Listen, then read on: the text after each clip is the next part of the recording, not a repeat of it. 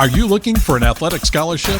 You're in the right place. This is the Recruit Me Athletic Scholarship Podcast, the longest running podcast on recruiting and athletic scholarships. We're here to help your family navigate the recruiting road all the way to an athletic scholarship. He's a recruiting expert and a dad of 2 college athletes. He has a wealth of experience to share. Here's Recruit Me CEO, Brent Hanks. Welcome to episode 343 of the Athletic Scholarship Podcast. The Athletic Scholarship Podcast is a weekly recruiting education podcast that gives you 15 minutes each week that'll change your athletic scholarship future. The Athletic Scholarship Podcast is a resource under the Recruit Me company umbrella. Recruit Me and recruit-me.com provide you with many free and inexpensive recruiting resources that will help you direct your own recruiting journey without spending thousands of dollars. Today's episode 343, is part 2 of a 2-part interview with an ex-professional baseball player. He was also a pro scout and is now the dad of a college baseball player. This episode will go a little longer than the normal 15 minutes to give you as much helpful recruiting information that this parent gives. Last week, Brandon Mozley laid out his past baseball experience and then walked you through his son Blake's recruitment to Division I Missouri State University and then the transfer to Johnson County Community College. Also, he hits on how COVID and a coaching change affected Blake's decision to transfer. Go to your favorite podcast app and listen to episode 342 or go to the recruit-me.com website. Today we hit on more of Blake's journey, how his junior college helped him to get where he is now, Nebraska, and a lot of helpful information about junior colleges, name, image, and likeness information, and college offers. Let's jump into part 2 of this interview with Brandon Mozley. Some of the things that I kind of took away from you going through his the history of the recruitment and his college career so far is, with all your experience with baseball, playing professionally, being a scout, you were actually surprised whenever they showed interest in your 5'7", 140-pound son, and that kind of hits me. I think it tells a good story that you never know when it's going to happen, and even if you think you know what's going on, it's probably going to be different than what you had perceived what recruitment might be. Yeah, I think because I always looked at Blake out of the scouting lens. I looked at him, instead of looking at him like he's my son, I looked at him like I was grading out a player as a scout, and I didn't think he was ready to be recruited. Well, these colleges did, and they liked him. And they liked how he carried himself. And so it really sped up the process for us. We were green. We didn't know what we were doing. He just started driving. I mean, he chose for himself the hometown team because he didn't want to have to deal with it. And he wanted it to be over and done with. We got a really good offer financially from a local school whose head coach wanted him. The head coach offered us. The head coach wanted him. The recruiting coordinator wasn't involved because the prior recruiting coordinator was the one who put Blake on the map. He liked Blake a lot, and he kept telling Coach Gutton, you better get Blake, the local kid, before he puts on weight and gets bigger. You better get him. So we dealt with that for about a year before they really offered him. And so Nate was telling Coach Gutton, get him before. I believe, I think, I don't really know what conversations were like, but Coach Gutton wanted Blake. He liked Blake. We loved Coach Gutton, still do. I think at the time the assistant coach wasn't really as high on Blake after Nate had left. So well, and Parker went through some coaching changes in his career, and I've done a podcast about coaching changes and how you kind of have to be prepared and how that can change your situation. And then a new coach comes in and now you're not their recruit. And so sometimes they just don't, they want to get their people in. And that was probably the situation that Blake went through. You and Blake had the maturity to handle, say, let's just get out of this situation and go better ourselves. And like you said, Blake bet on himself, which was hard for a 20-year-old to do, isn't it? Yeah, it's hard, but that's the decision he made, and I respected that. And I can honestly tell you, I don't know if I can even give you the words to explain what Johnson County did for him. We got our son back. Instead of us not hearing from him for a couple of days on the phone, and then when he did call, he couldn't talk because he was so unhappy. We got our son back. He was happy. He was loving it. And he was going to restaurants and hanging out with the team again. And, when he was at Missouri State, he got to a state of mind where right after practice, he wanted to be alone. He didn't want to have anything to do with baseball people or friends or anything like that. And then at Johnson County, he got all that back. He became himself again. That's the biggest piece for me that meant the most. And not to say that Missouri State did that to him. I'm not saying that, but for whatever reason, there was something there that there wasn't the joy that he had when he left. That was in the COVID stuff too. So listen, he's always had a great relationship with Coach Gutton. I've had a great relationship with Coach Gutton at Missouri State. Our relationships have not strained or anything like that. It's just Blake changed who he was as a person, and not in a good way. He wasn't going out and getting in trouble or anything. He just became secluded, and we didn't like that. The first week he was at Johnson County, I told my wife, I said, he's himself again. To be honest with you, it meant a lot. Well, and to maybe clarify a little bit, you don't want to say it, but there was a coach that was changing a lot of things for him, and he got to go to junior college and, like you said, be himself. They weren't there to change his swing. He was a hitter, and Johnson County let him get his swing back, and he thrived doing that without changing to what somebody else wanted him to do that was not comfortable. Yeah, they told him to be himself. When you're a hitter and somebody tells you to be yourself, then that gives you a lot of confidence. One of the other things that I got out of there was whenever he put his name into the portal, whenever he was going to leave Missouri State, basically phone calls started coming. Was there anything that he did or you guys did other than just receive phone calls from his name in the portal? Yeah, he got a few pretty good offers from some good schools that I don't know how they knew him. I really don't. He got some good offers from some bigger schools, which shocked me. Probably the best advice I've ever given him, and the only time he might have listened to me completely. I told him, I said, son, this portal and this COVID stuff is going to be a train wreck. I said, this is going to ruin rosters. It's going to ruin coaches' careers. It's not going to be pretty. I said, if you want my advice, go the junior college route like you had talked about. Don't even waver on it and just stick true to what you feel. I said, because you're going to be wowed by some of these offers in the next couple of weeks. These rosters won't be settled out for 5, 6, 7 years. And I told him, I said, so your gut instinct was to go to junior college, I would do that. We've got basically another year or so of portal and the COVID stuff to kind of maybe play itself out here just a little bit. Yeah, I don't even know if it'll be played out then, because now I think because of rosters being so weird, I don't think coaches know how to recruit the way they used to anymore. I think they're going after 7th and 8th graders and 9th graders because they're looking at rosters way down the road because they don't know what to do with their current rosters and still in the next couple of years again. I think it's really affected the way people are recruited. I think it's affected the way coaches look at kids. I don't know when it'll cycle through. You'd like be the high school seniors from COVID year that after them it'd be cycled through it, but I don't believe that.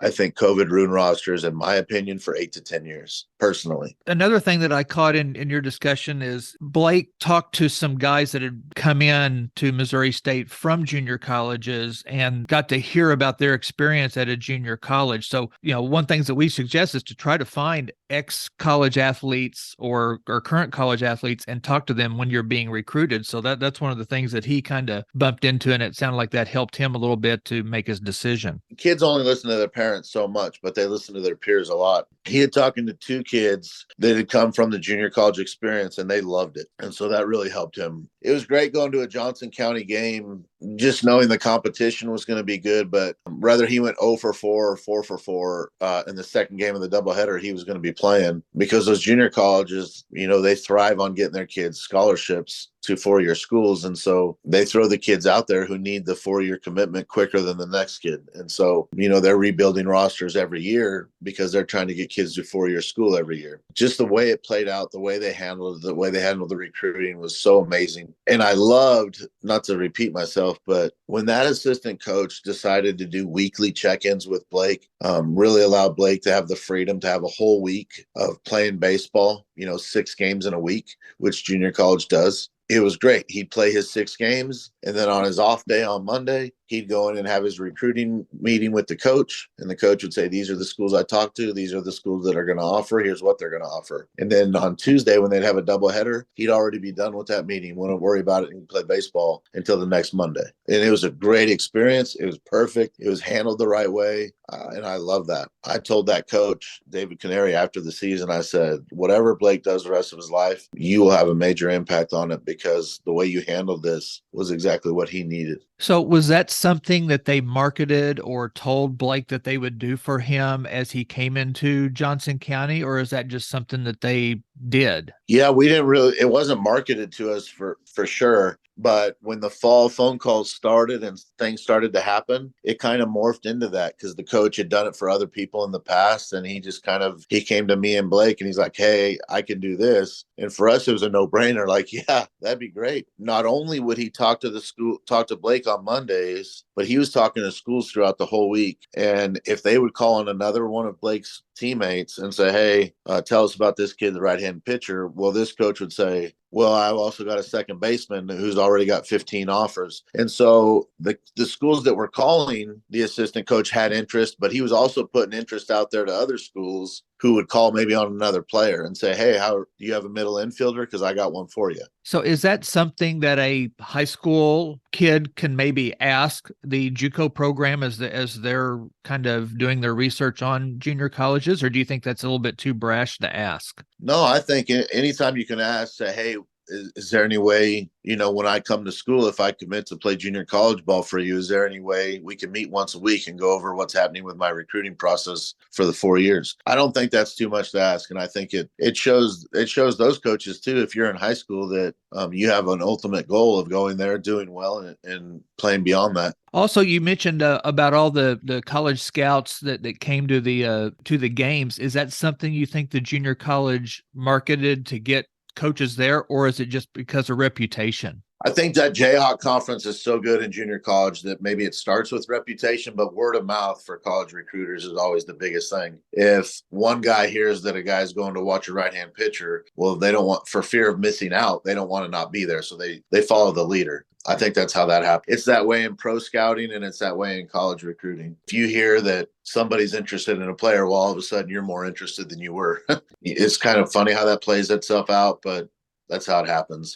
I would say this, that Jayhawk conference for junior college, the way they do it in the fall is like Blake at the very beginning of the fall, there was twice where he showed up to a junior college to play and he would play against two different teams for 5 innings at a time. And then the next day he'd play against two other teams for 5 innings at a time. So he would play against 4 teams, 20 total innings, and there'd be 4-year college recruiters at all 4 games, all 20 innings, because they wanted to see every pitcher they could. And so they would stay there for 2 days and watch this, and they would get to see 4 teams. To me, I was like, man, that's put together really well. These 4-year college coaches get to see 4 different teams. Actually, it was 6 because the way they ran it, but they get to see these teams for 2 straight days, and they got to get a good look at a bunch of different pitchers. It was ran really well. And then after that, those 2 weekends, then they played against a certain junior college.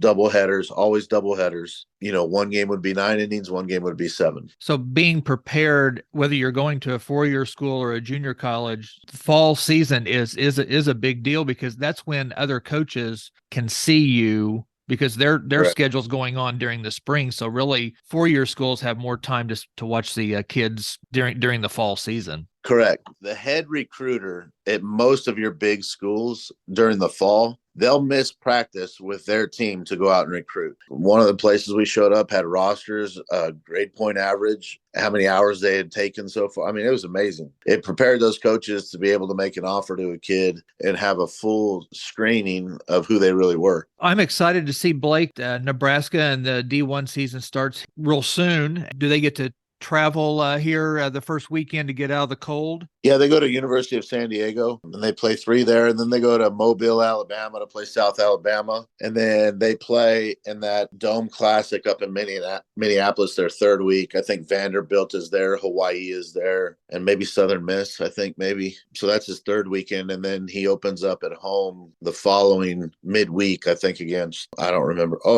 Creighton, I think. And then Nebraska is a great sports town, and Parker got to play there. Unfortunately, he gave up a home run to a Cornhusker there, but we won't talk too much about that. It was a great experience, and looking forward to seeing Blake as a Cornhusker. Did you give a number of how many schools maybe were looking at him out of junior college as he made his decision into Nebraska, or do you even know? Yeah, it was a lot. I mean, it was, again, he was putting up big numbers. Tell us a He, little bit about the negotiation on, he was getting offers. Is it somebody, do they just come and kind of one up another school? Or is that something that Blake or you would say, hey, we're getting this offer from so-and-so. What can you do? And kind of imply that you're looking for a little bit more. So it's funny. So when they would contact Blake before he turned it all over to his assistant coach, Blake didn't want to tell another school what another school was offering.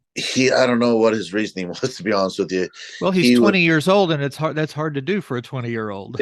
He didn't want to do that. So I sat down with that assistant coach who said he would take it all over. I talked to him. He asked me the question, if these other schools ask what he's being offered at another school, can I tell them? And I said, yeah, you better make sure they know. Through that spring semester, before he committed to Nebraska, he'd get an offer on a Monday. And then when the following Monday rolled around and we'd be talking about it, this coach would say, well, so-and-so asked how much XYZ school is offering. And I told him. So he offered 10% more. And so we get constant updates like that. And so, yeah, it became like a negotiation. I will tell you this. The only time Blake talked money, because kids always think, well, mom and dad will pay for it, whatever I don't get. So the only time Blake talked money is he had that good series where all those college coaches were there. Nebraska had already offered him, but he had a great weekend in front of some big schools, and they were going to make good offers. And Nebraska knew that. They weren't dummies. And so they called Blake. They didn't call the assistant coach. This time they called Blake. And they said, we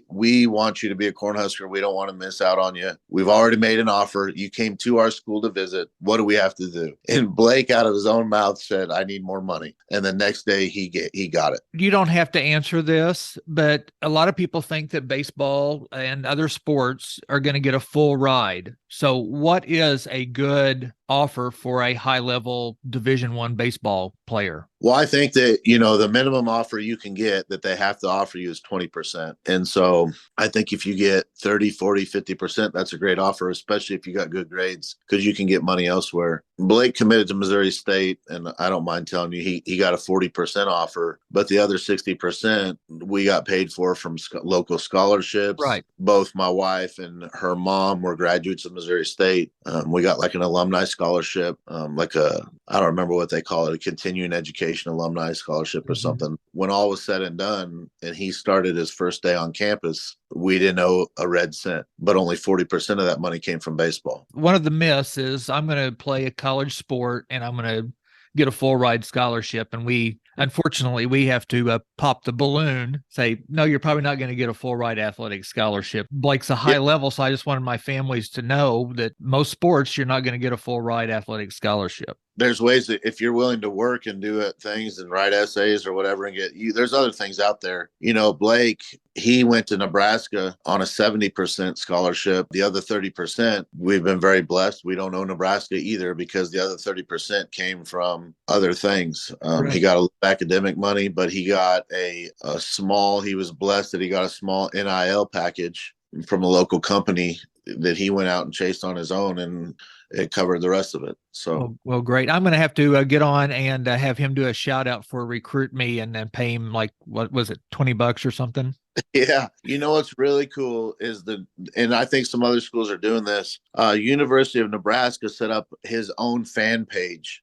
I forget what they call it, but you can click on his link through it's his called open doors, or I don't know. I honestly don't know. You would know more than me. People can click on this and he'll send a happy birthday shout out to a local kid from number 28 at University of Nebraska, Blake Mozley, and he gets $20. They'll click on a link where he shows up to the birthday party for $100.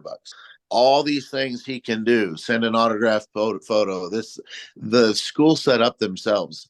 And so it teaches him business too, which is really good. Like he's got teammates who push themselves every day to make that extra money. And then there's guys like Blake who will do it every now and then. And then there's guys I'm sure who don't do it at all. No matter which option you choose, the school set it up. And he's got his own page. It's got pictures of him in his Nebraska uniform, and he can do local appearances. and make a little extra money. Yeah, he went to a local furniture store on a weekend where they're doing a furniture sale, and they found it on the website. I think he made like $500. It's pretty cool that he's learning that side of it, how to market himself, how to talk, how to look somebody in the eye, and because baseball is going to be over. He's got this year and next year, and his baseball career will be over. And I think that he's learning these other things is really good. Well, it's 64 degrees here in Ozark, Missouri, and I think you and I have maybe a 2 or 4 hour meeting that we need to go to later this afternoon. Hit him straight. So I'm going to ask one more question. Is there any advice that you want to give, just a couple pieces of advice you want to give to maybe some high school students or maybe even some JUCO players on recruiting that maybe you picked up with Blake as you went through the process? Yeah, I think for me as a parent, my advice to parents would be put your pride aside. I think because I experienced baseball at a high level, I worked for a pro team for a long time. I played professionally. I had aspirations for my son that he should start at a big school. He should be an all-conference player as a freshman. It was wrong of me. It was too much for him to handle, and it was my pride. Even when he hit the portal after COVID, my pride still wanted him to accept one of those bigger school offers until I was able to sit back and think about it and say, you know what, go to junior college. And I think that as a parent, I've met a lot of parents there at the Marucci Training Center, and I talked to them, and I think it's easy to fall in love with keeping up with the Joneses. And so my advice for parents, put your pride aside, because their happiness matters more than the billboard that you get to say, my son is going to this school, because that only lasts for 5 days. Well, and I don't know that I ever told you this, but I remember Parker coming home and saying, we have 2 sophomores that have committed to a Division I, and I can't get anybody to look at me. And I think Parker was going into his senior year. So Blake and Carson's recruitment lit a fire under Parker to get after it a little bit in a good way, because he was waiting for somebody to come and see him play. And that basically sparked him to say, let's go out and let's contact some coaches and tell them who I am. On the parent side, I wrote a long essay about parenting and sports. I think as a parent that we want what we want because we want to brag on our kids. And I think what our kids want is just to be happy. Blake's first go around in Division I, he was playing the game every day to stay in the lineup. Yeah, he was doing just enough to stay in the lineup, and when he went to Johnson County, he started trying to hit the ball over the trees. It was just a complete change in mindset, and it affected, his numbers in a good way. He's competing against, you got a 19-year-old competing against 22-year-olds. Correct. That's what makes JUCO a good option for a lot of people, because you get to actually compete against another 19 and 20-year-old, and instead of you're basically a freshman in high school again, or maybe an 8th grader trying to make the varsity squad. And the good thing about junior college is if you're a hitter, you're going to get at bats. If you're a pitcher, you're going to get innings. And if you go to a Division I school as a pitcher, for example, and you can't crack that rotation or be a weekend guy, you may go through a whole semester and only throw 15 innings. Right. And well, we thought Parker's freshman year, if he got 15 to 20 innings, we were going to be tickled to death. And he got 40, I think 36, right, actually. He went in there and performed his fall semester, the fall season, and then through strike. But you've got to understand that you may not play very much your freshman and sophomore year, and that's hard to do. Well, it's hard on your development. If you're not out there playing, you don't get developed. Yeah, I'm huge on the development, and junior college offered that, so it was great.